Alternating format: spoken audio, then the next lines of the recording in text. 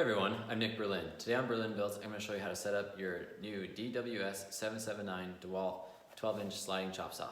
Honestly, this was one of the easiest tools I've ever set up. It was pretty much ready to go right out of the box, with just a few minor adjustments.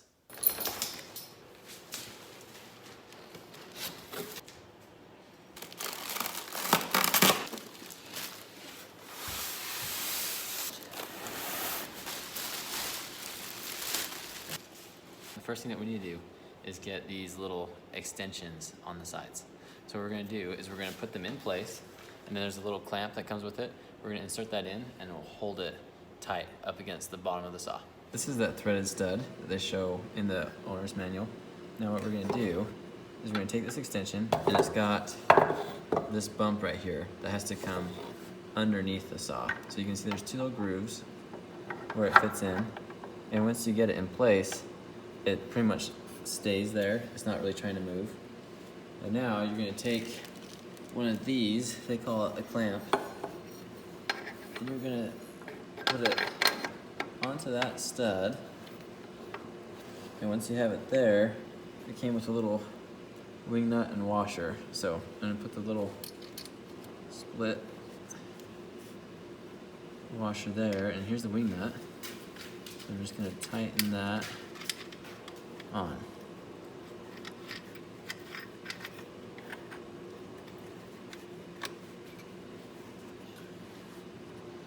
And then we'll do the same on the other side. Next, we're gonna put on the little dust collector bag, and that actually just slides on just like that. Just kind of wiggle it back and forth. So your saw comes with its own tool for changing the blade and doing other adjustments, and it has on-board storage for it, which is right here. You can see there's a little clip. So you just pop it in right there. It also comes with this handy dandy clamp. So I'm gonna store mine right here for now, but there's also one of these holes on the other side of the saw that you can store yours over there if you prefer. Now let's give it a test cut and see if it cuts square.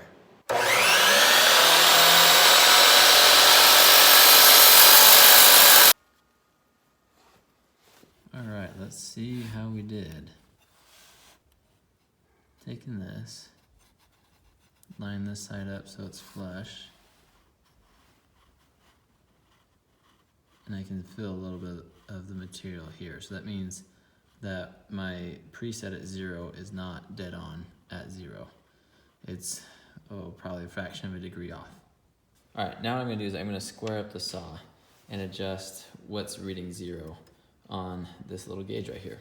So I've got the saw unplugged, but first what I'm gonna do is just see where I'm at with my square. So what I'm gonna do is I'm gonna take my square and I'm gonna push it up tight against the blade. I'm just gonna use a flashlight to help me see a little bit better. So I can see that I'm touching the blade right here, and then there's a gap that grows. So I'm not touching the blade over at that end. What that means is I need to take my blade and I need to shift it slightly this way to get a square cut. So there are 4 of these screws right here that are holding this scale in place. So I've already loosened the 2 on this side, and now I'm just gonna loosen these 2. So now what I'm gonna do is I'm gonna hold this blade down. I'm gonna push my square up tight to it, like so. I'm gonna hold this down. Wow, you really need 3 hands to do this. All right, here we go. So I'm gonna move this now until that blade touches perfectly. I think that's it. So now I'm touching down there and I'm touching up here. So let's make a test cut and see how it does. When I take my finger, actually I can even do it with a flashlight. Right there, I'm flush and flush. So I now have it so it's cutting a perfectly square cut. This cut is completely flush with my square. And just so you know, I double checked to make sure that the square is actually square before I went through this mess. Now what I'm gonna do is loosen this little guy so that I can make it so that this arm is located precisely on the 0 when it's tightened down. right there.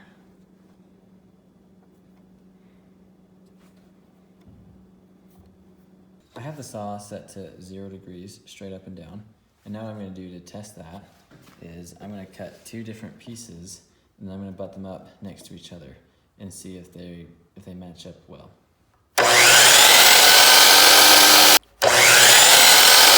So now what I'm doing is I'm taking the 2 pieces that I cut and I'm pushing them up against each other, and that's looking really good. But now let's flip it this way. See, we're still tight, so let's rotate this one around. Those 2 faces are looking really good up next to each other. There we go. So 0 degrees really is 0 degrees. Thanks so much for watching. Make sure you hit that like button somewhere down there if this video was able to help you out, as well as subscribe for more content like this. Put out a lot of videos about tools and different build projects that are just designed to help you build more fun things in your life.